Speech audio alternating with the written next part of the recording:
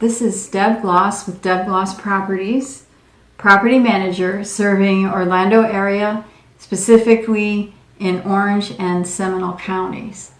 Today's topic is a problem you may encounter if your tenant does not pay rent. What do you do? First thing you want to do is ask questions. The big question is why.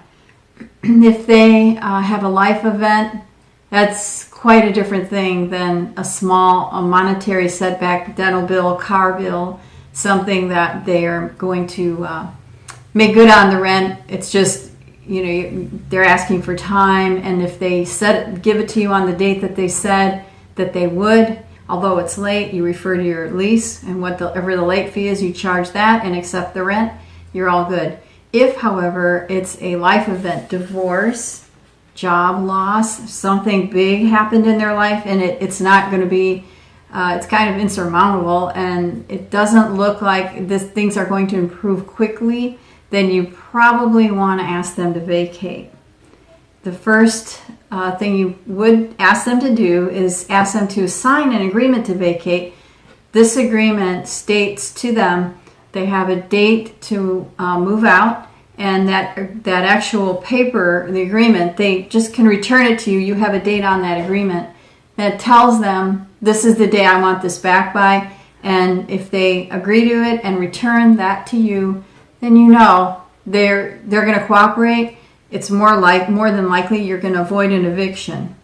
If, however, they don't return that paper to you, then it tells you everything you need to know. They're not serious. They're not going to cooperate. So what you want to do at that point is serve a 3-day notice, which is it's a 3-day notice to vacate, and it states in the notice that gives them 3 days to make good on the rent. You have to avoid holidays and don't count weekends in that 3-day notice, and post it on their door. And if that gets their attention, however, if the 3-day notice passes, then at that point you have the right to go ahead and start the eviction process, which is, you're trying to avoid it because it is costly. And also what you want to do is hire an attorney at that point, or serve paperwork over in the county in which you live. Hiring an attorney, it's another option. So in order to end the eviction, once it's over, you're on to the next person. The best advice I could give as a side note is to vet your tenants before you rent to them. Make sure they make enough money. Make sure that they have the good credit, that they are good rental history, and that they seem like they're going to have the ability to take care of the property, and they've got good references and pay the rent.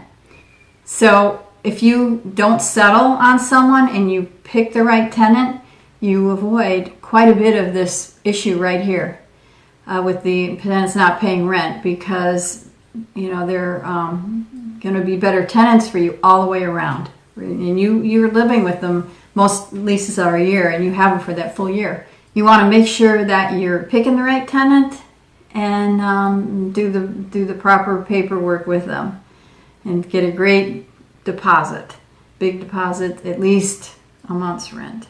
So, and if you have any questions about this, feel free to call me. I know this is a confusing issue.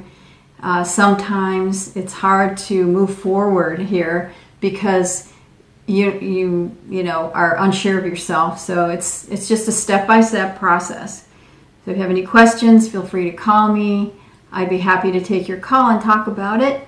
I'm Debbie Gloss, property manager with Debbie Gloss Properties. Thank you.